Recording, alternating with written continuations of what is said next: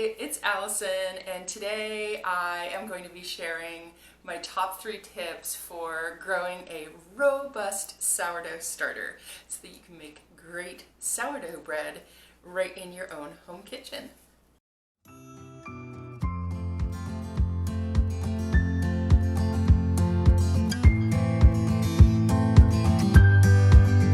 Sourdough bread is all the rage right now, and if you're ready to grow a sourdough starter at home, I'm going to share with you my top 3 tips so that you can grow a robust starter and make great artisan bread in your own kitchen. If we haven't met before, my name is Allison. I've been a professional baker for my entire career, and now I share tips from a pro so that you can bake great bread at home. Over on my blog at betterbakerclub.com, I also share strategies to take your love of baking and turn it into a home-based business. So if any of that sounds interesting to you and you want to see more videos like this, be sure and like this one and then hit the subscribe and notification bell so that you can get notified every time I add new videos to my channel. So are you ready to learn 3 things that you can do to grow a robust sourdough starter at home? All right, let's get started. My first tip for growing a robust sourdough starter is to use rye flour when you feed your starter. Now, the reason you want to put rye flour in there is because rye, especially a wholemeal rye, will have nutrients on the bran that actually feeds the starter. There's microorganisms that live on the bran that help your sourdough starter thrive. So just by switching out the flour that you're using to feed your starter, you can get a more bubbly, rich, active, and robust sourdough starter. Here's a tip though: when you buy your rye flour, be sure to read the ingredient label and make sure that it says whole rye meal. That's really going to have those, it's going to have the bran, and it's going to have those extra nutrients to feed your sourdough starter. My second tip for growing a robust sourdough starter is to weigh your ingredients on a food scale. It sounds fancy. I promise you it's not. You can pick up one of these for under $10. I'll drop a link in the description box for this little cheap $10 scale that has lasted me probably 3 or 4 years now. And the reason you want to use a scale for feeding your starter, it's way easier, number one, but you can also keep an accurate hydration.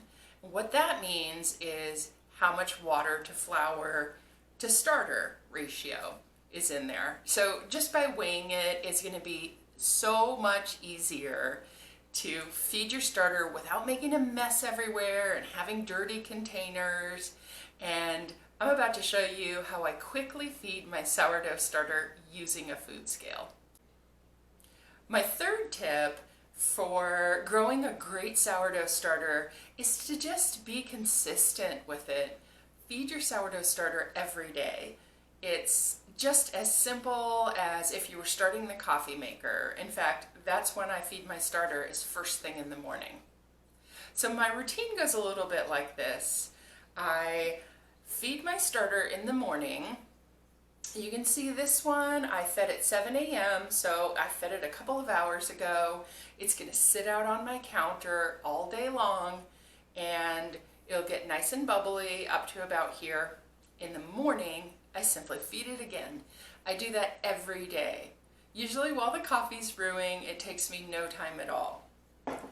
But what if you have a day where you're not going to be home in the morning, or you've got to go somewhere, or it's just not going to work for you to feed your starter that morning? If you know you're not going to be able to feed it, you can take your whole jar of starter and set it in the refrigerator right after you feed it. So this is my starter that I fed at 7 a.m. If I know tomorrow I've got to be at work early, I'm leaving before then, and I'm just not going to be back until the afternoon, I'll feed it and put the whole thing in the refrigerator. then no matter how long I forget it in there, if I leave it in there for a day or even a week, when you take that jar out, it's ready to go. So I have several jars in my refrigerator. I have a couple of different strains of sourdough started, and I can't maintain them all at the same time, so I just pop it in the refrigerator. It's like pushing the pause button on your sourdough starter. So I'm going to show you how I easily feed my sourdough starter every morning. Alright, so this is how I'm going to feed my sourdough starter using my food scale. The food scale has several different units of measure. You can do it in ounces, grams, milliliters, however you like.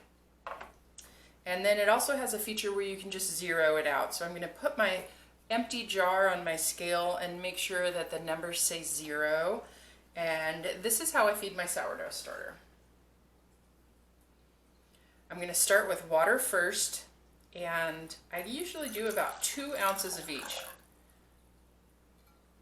If you think you're going to bake a big batch of sourdough, you can absolutely do like 4 ounces of each so that you've got plenty of sourdough starter to use in your recipes. But unless if it's not a big baking day for me, then I'm just going to do 2 ounces each. So I start with my water, and then I've got my sourdough starter. Smells nice and tangy. This starter's been going, since the beginning of the pandemic.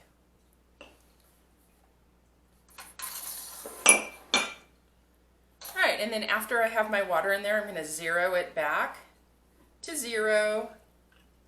And I'm going to wet my fingers a little bit so this slides right off. I'm just going to put in 2 ounces of starter, so it's equal parts.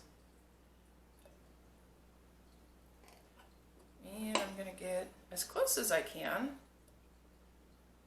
1.7. Let's go for a tiny bit more.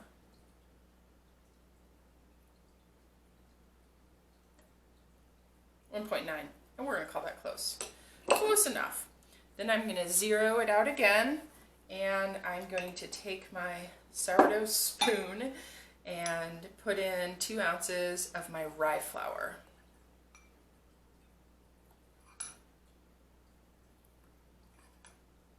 It always looks like you're putting in more flour than everything else until you stir it all together. Oh, that was perfect. All right. And then I'm just going to stir it all up. I've also got it in a jar that's much bigger than the sourdough starter, because this is going to start to grow. In the beginning, your starter's not very active, but once it gets going, especially once you use these 3 tips, you're going to start to see your sourdough starter growing a whole lot more. I'm just running my spoon around the edges to make sure all of the sourdough, the flour, and the water are mixed together. And I also like to try to scrape down the jar a little bit so I can see the levels. I just kind of like to watch my sourdough grow. There we go. So there we can kind of see where it's at. Don't want to waste a drop of that good stuff.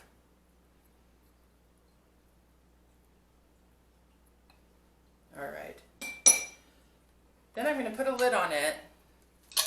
It doesn't need air. The growing of the yeast microbes, it's anaerobic. It doesn't need air for this to grow. So sometimes I hear people ask, do I need to leave my lid off? No, you really don't. You can put your lid on, and this is good to go. And then I'll just take my dry erase marker and draw a little line right where the level of sourdough is, and I'll write down what time I fed it. So this is fed at 10 a.m.